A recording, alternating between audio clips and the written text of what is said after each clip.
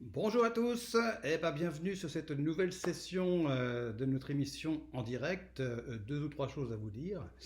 Cette semaine, vous avez vu, il fait super beau, donc on a une pêche en fer. En tout cas, moi j'ai une super pêche, c'est impeccable. Et donc on a envie de faire plein de choses.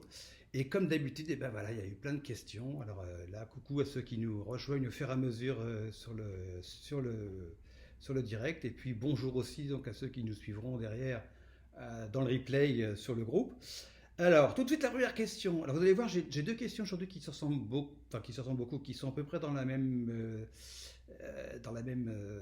idée, hein, mais c'est normal, c'est la même personne qui me les a posées. Alors, la première question, c'est Facebook est-il le plus grand réseau social du monde? Réponse oui. Réponse oui. Facebook, c'est 2 milliards et demi de comptes. Je ne sais pas si vous imaginez ce que c'est, 2 milliards et demi de comptes à lui tout seul. Derrière, on a WhatsApp. WhatsApp avec 2 milliards de comptes.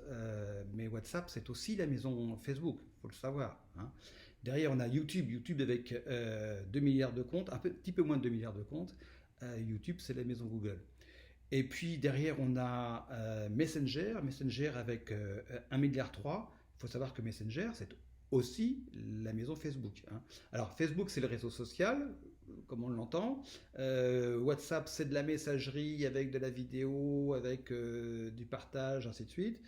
Messenger, c'est vraiment de la messagerie aussi. C'est des produits qu'on peut utiliser d'ailleurs indépendamment, mais qui sont tous WhatsApp un petit peu différemment, mais qui sont proposés directement aussi avec Facebook. C'est-à-dire quand vous avez Facebook, vous avez effectivement les discussions instantanées. En fait, c'est du Messenger, hein, ni plus ni moins. Et donc le dernier qu'on a dans l'ordre derrière qui suit, c'est WeChat. WeChat avec 1 milliard 2 quasiment. WeChat, en fait, pour le coup, c'est une messagerie et c'est une messagerie chinoise. C'est le premier grand réseau social chinois qui suit, en fait, qui est pas occidental, hein, on va dire. Il faut savoir que derrière aussi, on a Baidu, qui est pour le coup un réseau social type un peu Facebook, qui est purement chinois. Alors effectivement, bon, on pourrait se dire, bah oui, mais les Chinois, ils sont nombreux, machin, pourquoi il n'y en a pas plus que ça? Déjà parce que, bon, même si les Chinois sont nombreux et que de plus en plus ont accès à Internet, au téléphone portable, ainsi de suite, bon, tout le monde ne l'a pas encore. Et puis malgré tout, ça reste quand même quelque chose qui est très fermé dans la mesure où bah, il faut pouvoir lire et comprendre et écrire et parler le mandarin pour pouvoir accéder à ces messageries, enfin, à ces réseaux sociaux. Donc effectivement, ça réduit un petit peu les choses par rapport à Facebook qui est sur l'anglais, où effectivement l'anglais étant la langue internationale par excellence, du fait certainement de sa facilité, il faut dire ce qui est, hein, et ben effectivement Facebook passe loin devant. Et réponse à la question, Facebook est-il le premier réseau social du monde? Oui, Facebook est le premier réseau social du monde. Deuxième question qui était dans le même ordre d'idées, je regarde l'heure au fur et à mesure, savoir comment ça évolue. Ouais, c'est bien, impeccable.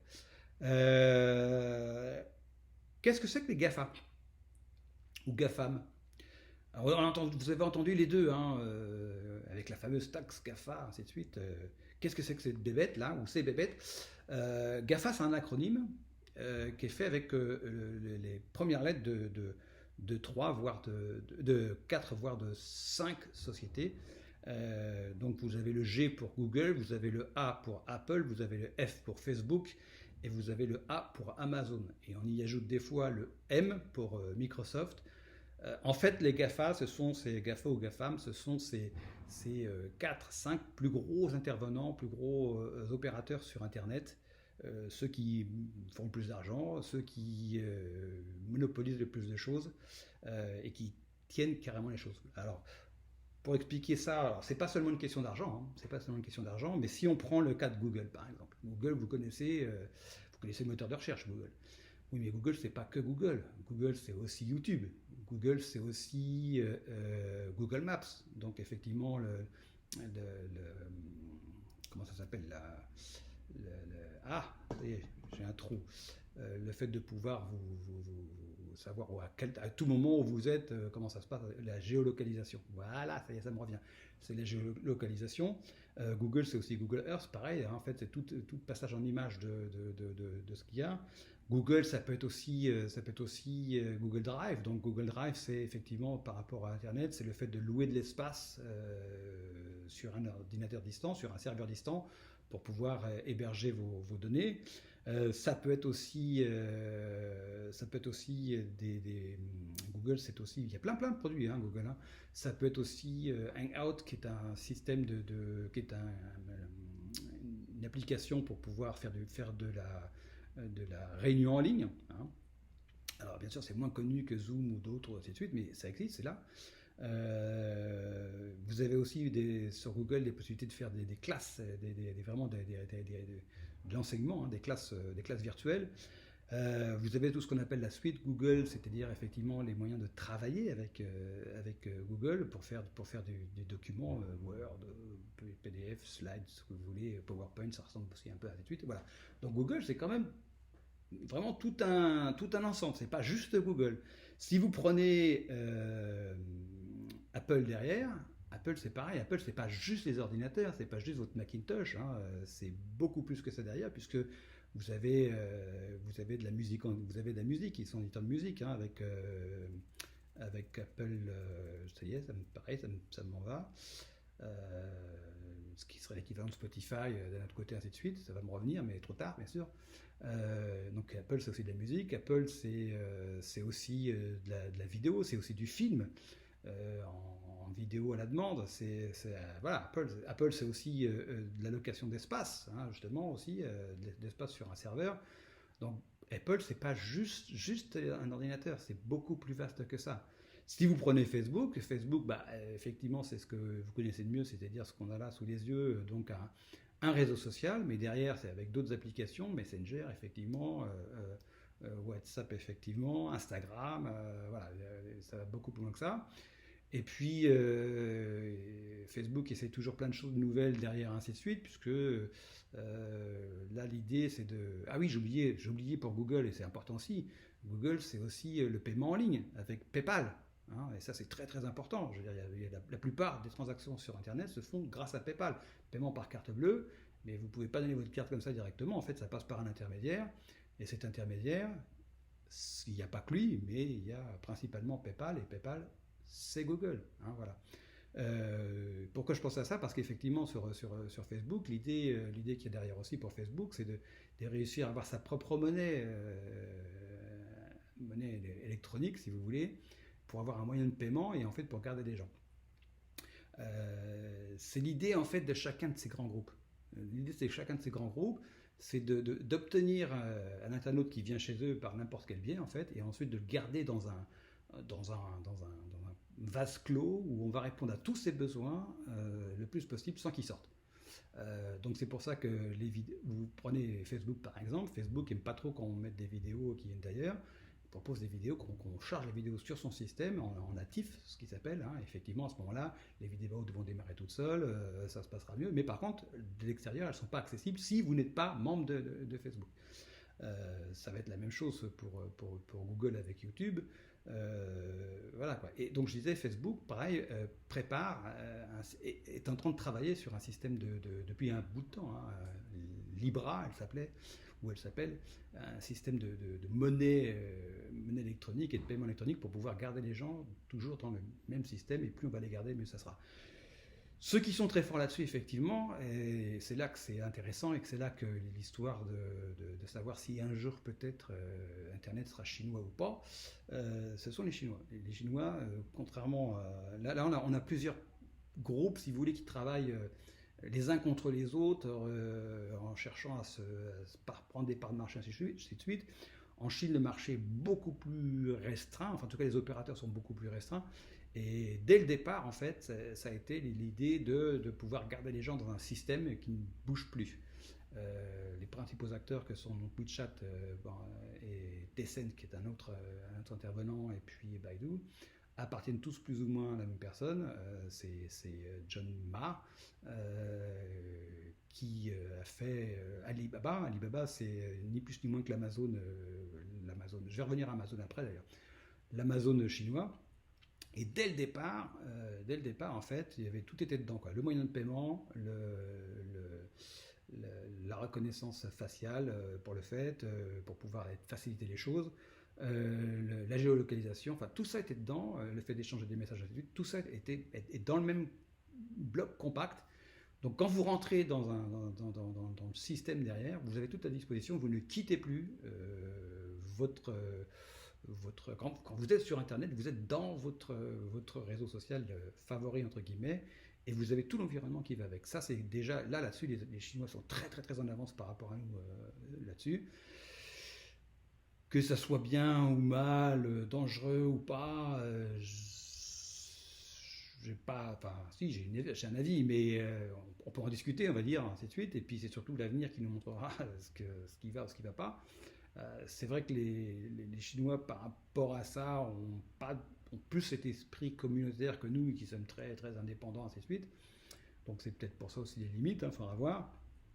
Mais par contre, c'est vrai aussi que les GAFA, donc occidentaux, cherchent tous plus ou moins à arriver à la même chose derrière. Le F, donc, c'était pour Facebook, dans le GAFA, donc Google, Apple, Facebook, qu'on vient de voir. Et le dernier A, effectivement, c'est Amazon. Amazon, au départ, Amazon, effectivement, tout le monde connaît Amazon. Amazon, c'est une centrale d'achat. On va acheter, chercher un produit et paf, on nous l'amène. Mais c'est pas seulement ça, Amazon. Aujourd'hui, Amazon, c'est Amazon Prime. Ça veut dire c'est aussi de la distribution de vidéos à la demande, de l'achat de films. C'est aussi de la location d'espace sur des serveurs. Et là, ils sont très très forts. Ils ont beaucoup de parts de marché par rapport à ça. Plus que Google, donc c'est vraiment important en fait la location d'espace sur des serveurs distants. Voilà, Amazon c'est aussi ça, ça part dans tous les sens aussi. Faut pas croire que c'est juste En fait, quand vous voyez un truc de ces quatre grands là, vous voyez que le haut de l'iceberg. Google, vous pensez moteur de recherche, c'est que le haut de l'iceberg.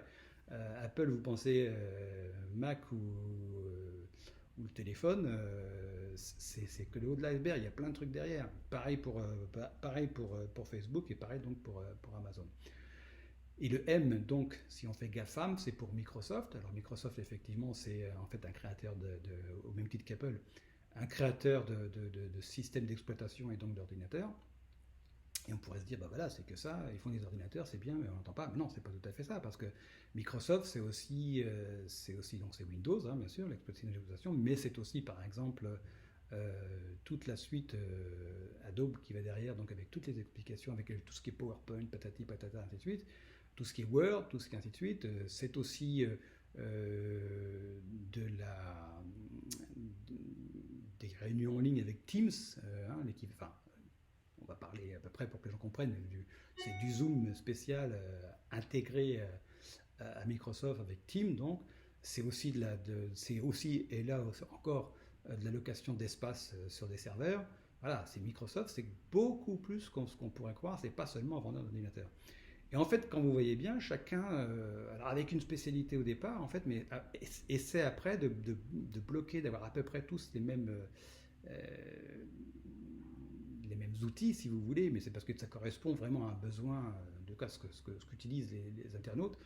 Et l'idée, c'est de faire rentrer les gens, pareil que chez les Chinois, faire rentrer les gens dans un système et puis d'essayer de bloquer les choses le plus possible pour qu'ils n'en sortent pas. Parce qu'à chaque fois, effectivement, toc, toc, toc, toc, toc, quand ça paye dans la même caisse et pas ailleurs, quoi. Donc l'idée, c'est un peu ça. Voilà pour ce qui est des GAFA et GAFAM. Alors GAFA, vous l'avez beaucoup entendu parce qu'on en parle beaucoup en ce moment avec l'idée de la taxe GAFA, où il y a notre ami l'américain qui n'est pas content, qui va nous taxer nos champagnes si 100% sur 100% le champagne si jamais on met des taxes GAFA. La taxe GAFA, c'est quoi, juste au passage? C'est qu'effectivement, tous ces grands acteurs se débrouillent pour ne pas payer, alors qu'ils font des affaires en France, entre autres, en vendant de la pub, ainsi de suite. Ils rapatrient tous leurs gains dans des pays où la fiscalité est beaucoup moindre et ils ne payent pas d'impôts. Donc en fait, ils créent de la richesse en France et ils ne payent pas d'impôts dessus. Donc ça nous échappe complètement. Et donc c'est l'idée de cette fameuse taxe GAFA qui ne paie pas du tout à M. Trump. qui ne plaît pas du tout non plus au GAFA, hein, c'est aussi pour ça que ça ne plaît pas à M. Trump, et M. Trump il se dit, bah voilà, entre autres pour ma réélection, j'ai besoin de tous ces gens de la Silicon Valley là, qui vont être sur les réseaux sociaux, ainsi de suite, donc il ne faut pas qu'ils viennent m'emmerder trop. En tout cas, il ne faut pas que je les ai contre moi, donc je vais aller dans le sens de la taxe GAFA, enfin contre la taxe GAFA, et pour punir ces méchants français, eh ben, s'ils font ça, eh ben, moi je vais taxer leur champagne. Eh ben, paf, ok. Donc c'est pour ça que vous avez entendu parler des GAFA, GAFAM, et que ça vous dit quelque chose. Une autre question, les gens qui sont en direct, là, n'hésitez pas à poser des questions. Hein. Je savais qu'à chaque fois, pas de souci, j'y réponds. Hein. Des fois, je les vois un peu trop tard. Si je les vois un peu trop tard, c'est pas grave, ça passera sur la semaine prochaine. Bon, on est pas après. Hein. Je regarde l'heure vite fait quand même aussi pour savoir si on en est. Oui, on est bien, tout va bien. Autre question que j'ai eue après. Alors là, il faut que je mette des lunettes, pardon. Qu'est-ce qu'il faut faire Qu'est-ce qu'il faut faire pour être premier sur Google? Vaste question à laquelle je ne vais pas répondre en 2 minutes, malheureusement. Alors ça dépend de ce qu'on entend. Est-ce que c'est le site? Est-ce que c'est un article? Est-ce que c'est une page qui doit être... voilà. Qu'est-ce qu'on va cibler? Les recettes sont à peu près tout le temps les mêmes parce que le moteur de recherche, il fonctionne d'une certaine façon. Enfin, les moteurs de recherche, mais Google en particulier, fonctionne d'une certaine façon et qu'à partir du moment où on sait comment ça fonctionne, ça va être pareil pour tout. Qu'est-ce que je peux vous donner comme conseil par rapport à ça? Déjà, savoir comment fonctionne un moteur de recherche, comment fonctionne Google. La première des choses que fait le moteur, enfin, comment ça se passe la vie d'un moteur de recherche? Alors, un moteur de recherche, il envoie plein de petits robots, plein de petits programmes qui vont fouiller sur Internet partout. Et dès qu'il y a un truc qui se présente, pouf, on y va, on creuse, on va de plus en plus loin, de lien en lien, on va plus bas. Deuxième chose, on récupère, enfin, on aspire ou on enregistre tout ce qu'on vient de voir et on met tout ça sur un serveur pour stocker de l'information. Étape suivante, on va voir ce qu'il y a dedans en fait, de quoi ça parle. Hein, voilà. Alors, si j'ai une page qui me parle de la culture de la pomme de terre en France au 18e, bon, il faut que je sache que c'est pomme de terre, agriculture, 18e siècle, machin. Bon, voilà. On va essayer par des mots-clés, par des compréhensions, et là l'intelligence artificielle agit beaucoup, et de plus en plus d'ailleurs, parce qu'il ne s'agit plus non seulement d'aller chercher des mots-clés, style pomme de terre, 18e siècle, ainsi de suite, mais de comprendre l'ensemble, le sens même qui se dégage derrière. Et là, effectivement, il y a de gros progrès. Est-ce que c'est un bien ou pas aussi? Ça aussi, c'est une question qui sont en train de se faire, donc justement sur le fait de la compréhension du contenu qui est là. Et puis, étape suivante, donc, c'est de stocker tout ça sur des serveurs, mais en sachant de quoi on parle. Dernière étape, on a un internaute qui vient sur le moteur de recherche, qui pose une question, et première chose que va faire le moteur, en fait, c'est de se dire, attention, qui c'est qui me pose la question? Parce qu'en fonction de... J'ai déjà dit ça dans d'autres choses ici dans l'émission. En fonction de la personne qui pose la question, où elle est, où elle se trouve? Est-ce qu'elle se trouve aux États-Unis, en Arabie Saoudite, en Russie, ou en France, ou en Allemagne, ainsi de suite? Bon, voilà. Où est la personne qui pose la question? En fonction de ça, quelle est a priori, et en fonction de son adresse, ce qu'on appelle l'adresse IP, donc l'adresse postale de l'ordinateur, ou la borne sur laquelle votre téléphone va s'enregistrer, on sait très bien, enfin Google sait très bien dire, paf, ça se passe là, la personne est à tel endroit. Et en fonction de ça, donc, ça va être, ok, en fonction de l'endroit où elle est, a priori, quelle langue elle utilise. Et de toute façon, c'est aussi assez facile à déterminer en fonction de la langue que vous avez utilisée pour poser votre question. Parce que vous pouvez très bien vous trouver en France et poser une question en espagnol, ou en anglais, ainsi de suite. Donc voilà, vous serez peut-être en France, mais vous posez une question en espagnol. Donc pour Google, derrière, c'est d'analyser en fait qu'est-ce que c'est cette personne qui est devant moi, là, qu'est-ce qu'elle attend de moi. Si elle est en France et qu'elle pose une question en français, a priori, je vais lui proposer des réponses en français. Si elle est en France et qu'elle pose une question en anglais, ça veut dire que je peux lui proposer des réponses dans les 2 langues. Voilà. Donc effectivement, la première des choses pour Google, c'est de savoir qui pose la question. D'autant plus que en fonction... Ah tiens, ça me fait penser à un truc.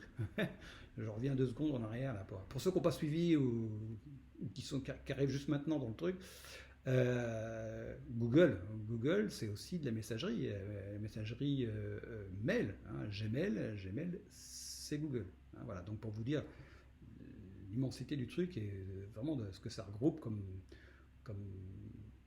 potentiel sur Internet. Donc je reviens à ma question sur le moteur de recherche. Donc l'idée c'est de savoir qui pose la question.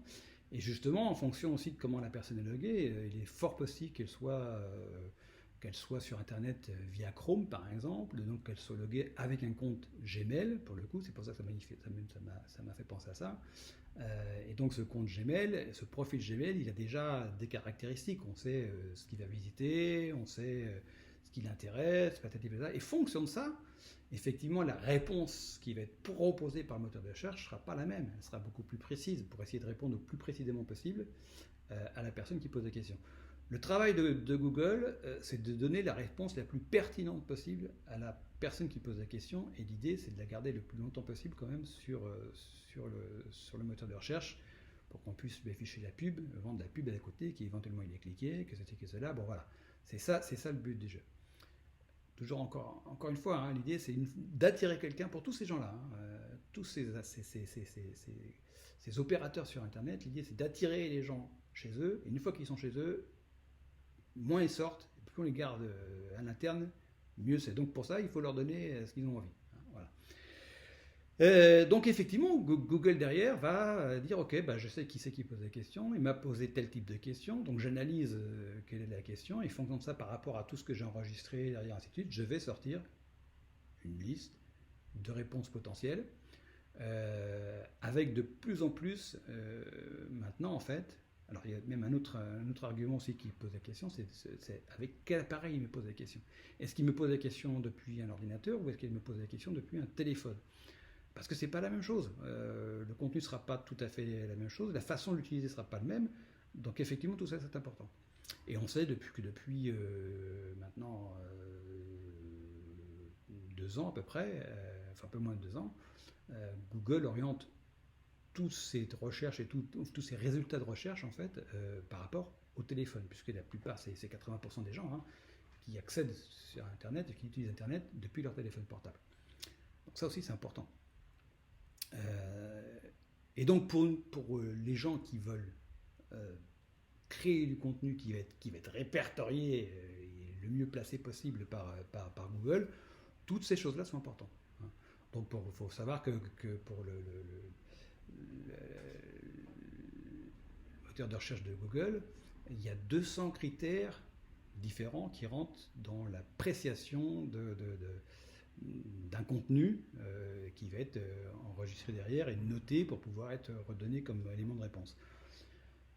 Vous arriverez jamais. Alors en plus, ces 200 éléments, ils bougent dans le temps, leur importance varie aussi, et c'est pour ça que régulièrement, en fait, on se dit tiens, il s'est passé quelque chose.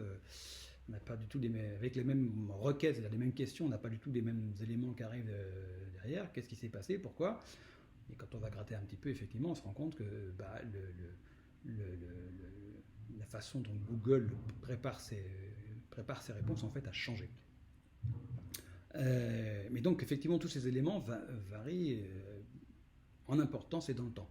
Fut un temps où c'était effectivement les mots-clés. Les mots-clés, c'était ce qu'il y avait de mieux, c'était là-dessus que Google faisait ses recherches.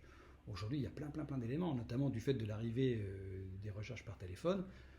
Il faut d'abord que ça soit opérationnel sur les téléphones. Donc si vous avez un contenu qui n'est pas opérationnel pour le téléphone, il est dégagé.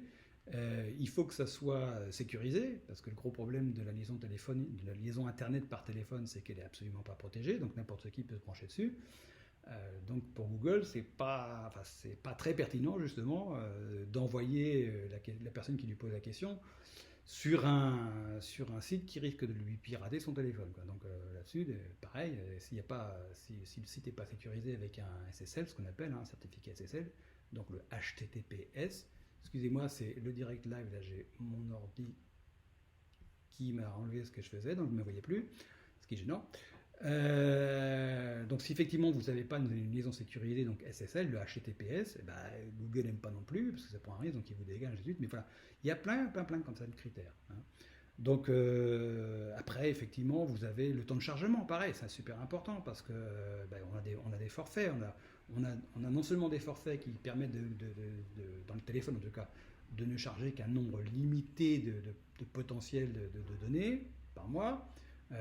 On a aussi la vitesse à laquelle ça s'affiche, parce que si ça doit mettre une plombe avant d'arriver sur votre téléphone, vous zappez, vous passez à autre chose, quoi. Vous n'avez pas le temps, vous êtes là pour avoir de l'instantané, quoi, hein. Bon.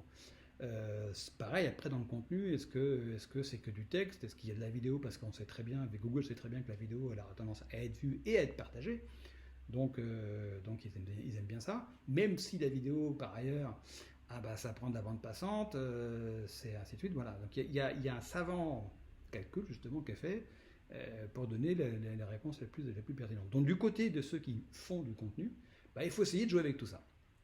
Il faut essayer de jouer avec tout ça, c'est-à-dire qu'il faut faire du contenu qui va d'abord, première chose, qui va être compatible téléphone, ça c'est clair, qui va être sécurisé, donc qui va être transmis depuis un site ou en tout cas un réceptacle sécurisé. Ça peut être Facebook par exemple, mais Facebook est sécurisé. Si vous regardez en haut dans l'URL, vous avez bien https://facebook.com/ votre page ou votre profil ou ce que vous voulez.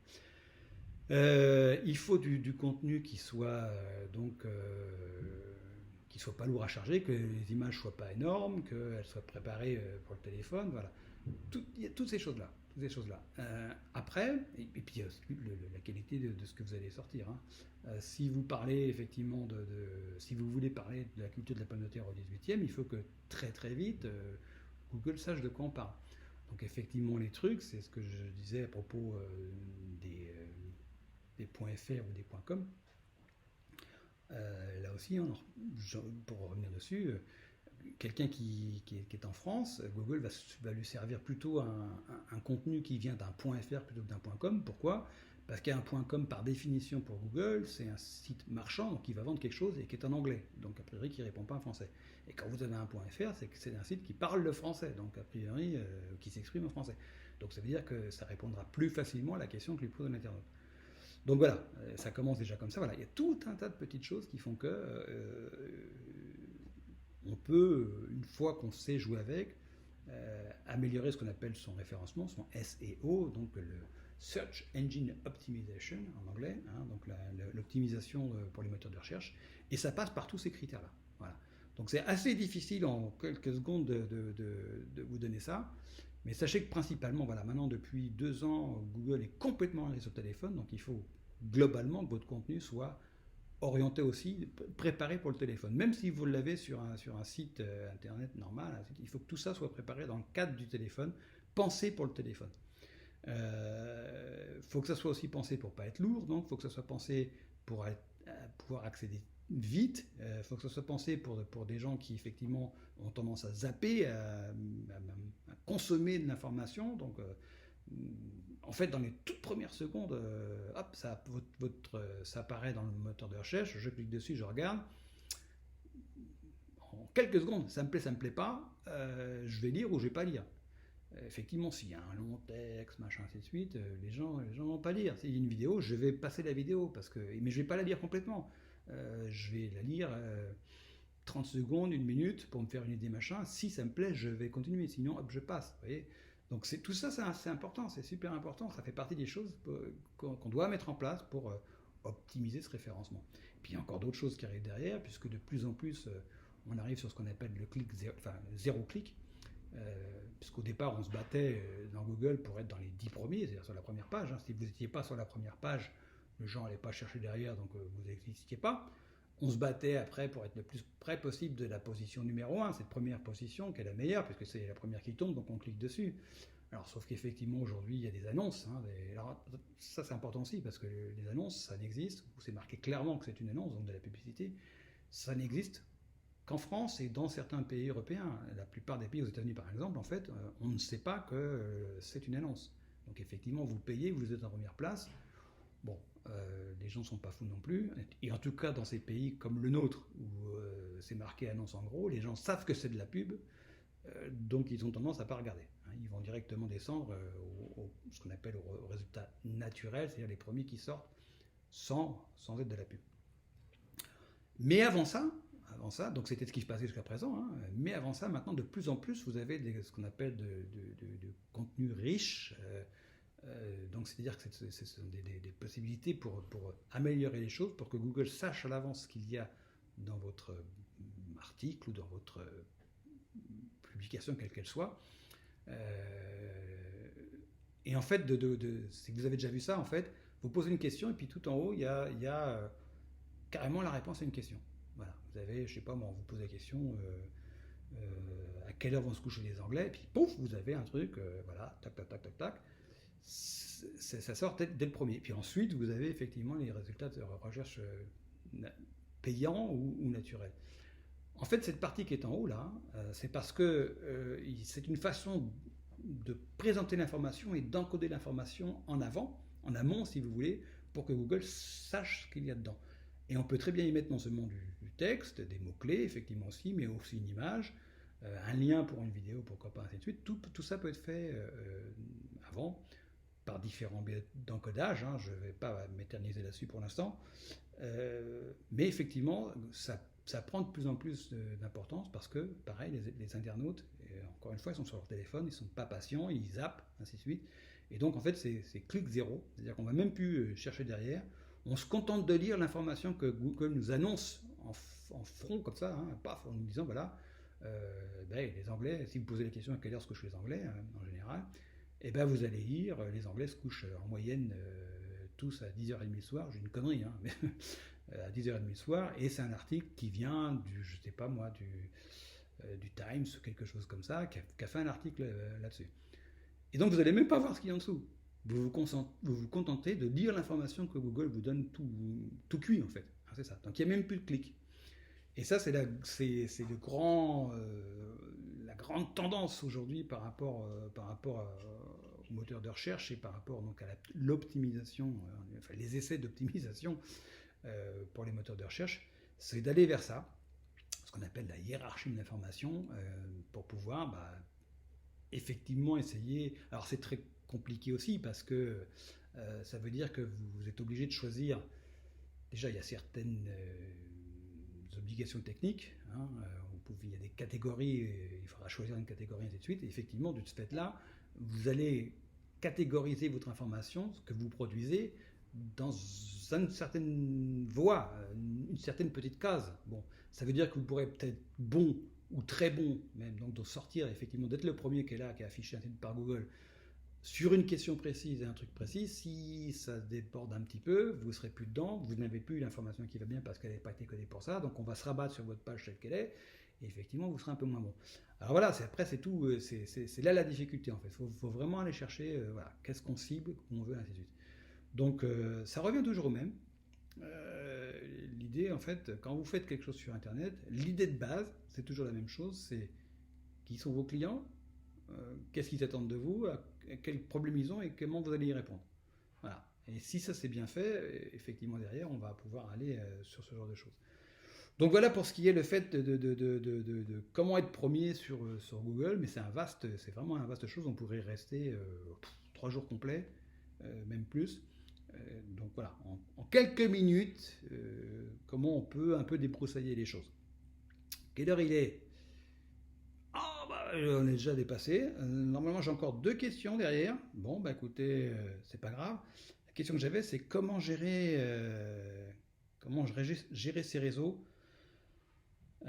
L'idée, c'est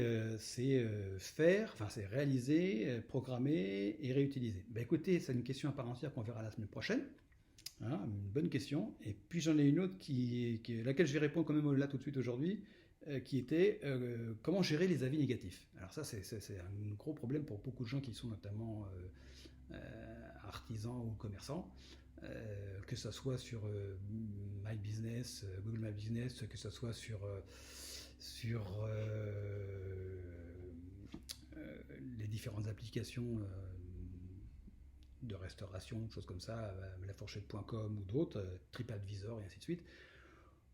Quand vous avez un avis négatif, déjà, la plupart du temps, on ne peut pas l'enlever. On ne peut pas aller le supprimer. Hein, bon. Est-ce que cet avis est objectif ou pas? C'est tout le problème. Ça veut dire, est-ce que la personne qui l'a mis vraiment parce que c'était quelque chose ou parce qu'elle le fait parce qu'elle veut vous emmerder, hein, et qu'elle est téléguidée, pourquoi pas par un concurrent. Donc oui, ça arrive. Mais le problème, effectivement, c'est que vous ne pouvez pas enlever ces avis négatifs. La seule chose que vous pouvez faire derrière, c'est de contrecarrer, c'est de susciter un avis positif pour contrecarrer les choses. Donc, c'est de demander à un ami ou à quelqu'un que vous connaissez, ainsi de suite, d'aller écrire quelque chose pour le coup, en votre faveur pour pouvoir compenser les choses. Rassurez-vous aussi, mettons un restaurant qui n'a que des avis positifs, ça va paraître louche. Ça va paraître louche. Il y en aura forcément. C'est très bien qu'il y ait un ou deux trucs, le mec qui dit bah non, j'ai pas été. Et les gens comprennent ça. Pourquoi? Parce que tout le monde sait qu'on peut avoir notre mauvais jour, hein, voilà. Et que là, il y a deux parties en présence. Le client, qui n'est pas dans son bon jour, donc tout ce qui va se passer, de toute façon, c'est de la merde. Hein, donc il était mal au restaurant, oui, mais de toute façon, il a mal bouffé, puis il faisait pas beau, puis il faisait froid, et puis ceci, voilà. Il était pas bien, machin, donc tout va bien, tout va mal, et donc il va dire, c'est de la merde. Bon, c'était pas son jour. Mais il y a aussi, à l'inverse, le côté du restaurateur. Quand je dis restaurateur, ça peut être le service, ainsi de suite, où, oui, c'est le jour où tout va mal, en plus, généralement, c'est toujours comme ça. Hein, quand il y a un truc qui commence à aller de travers, ça s'accumule, quoi. Il y a des jours où tout va mal. Tout va mal. La sauce est machin est pas bonne, le service, le mec il s'est planté, ça arrivait froid, machin. C'est des choses qui arrivent. Sur la masse, c'est des choses qui arrivent. Donc, faut pas non plus trop stresser par rapport à ça. Les gens sont habitués à faire aussi la part des choses. En fait, je vous dis, s'il y a un site où il n'y a que du bon, ça paraît louche. Ce qu'il faut effectivement, c'est que sur l'ensemble, il y ait plus de bons que de mauvais, c'est clair. Hein. Si ça s'équilibre à peu près, bon, c'est pas mal, mais voilà quoi. Il faut qu'il y ait plus de bons que mauvais. Mais qu'il y ait des mauvais, vous ne pouvez pas l'éviter. Et ça serait même pas bon de l'éviter, parce que ça voudrait dire que les gens qui veulent donner leur avis négatif, ils n'ont pas la parole. Donc c'est pas bon. C'est-à-dire pour ça que vous ne pouvez pas enlever les avis négatifs. Hein. Donc effectivement, la seule solution dans ce cas-là, c'est d'aller susciter des avis positifs. Voilà, j'ai juste répondu à ces questions-là. La dernière question, je la garde pour la semaine prochaine, parce ça fait déjà 36 minutes qu'on est là, ensemble, et qu'il est, 37. Donc on est très en retard cette semaine. C'est pas grave. Il y a des semaines où ça fait plus court, des semaines où ça fait plus long. Donc, avant que j'oublie, dès que cette émission est finie, effectivement, vous allez avoir la vidéo qui va être mise donc, pour le replay. Vous allez avoir, dès le début d'après-midi, l'annonce de la semaine prochaine. Allez réserver non pas votre date, enfin vos dates si vous voulez, mais surtout le passage du temps derrière, pour le mettre dans vos agendas, pour faire partie des gens qui seront avec nous en direct. D'ailleurs, un petit coucou à ceux qui étaient en direct avec nous. Entre-temps, j'ai vu qu'il y a des gens qui sont partis d'ailleurs. Qui est avec nous en direct aujourd'hui. Faites la même chose. N'hésitez pas à continuer à me poser des questions. Je vous ai dit, hein, vous envoyez ça par mail, par Messenger. Il y a beaucoup de gens qui l'envoient par Messenger. Des questions répondant aux différents... sur celle-là de vidéo d'ailleurs, pourquoi pas quand elle sera en vidéo. Ou d'autres, hein, des questions posées directement en commentaire. Envoyez-moi tout ça, il n'y a pas de questions idiotes. Et je répondrai à tout. J'essaierai d'être le plus précis et concis possible, parce que c'est vrai, quand on me pose une question, qu'est-ce qu'il faut faire pour être premier sur Google, en 30 secondes, ça va être compliqué. Mais bon, on essaye quand même. Et puis, au fur et à mesure, voilà, s'il y a d'autres questions qui arrivent derrière, je ferai d'autres choses. Je pourrais faire, par exemple, des vidéos, des choses comme ça, explicatives, pour pouvoir vous aider par rapport à ça. Donc, voilà pour ça. Portez-vous bien. Bon commerce à tous, faites des affaires et on se voit donc la semaine prochaine à la même heure et de bonne humeur. Salut!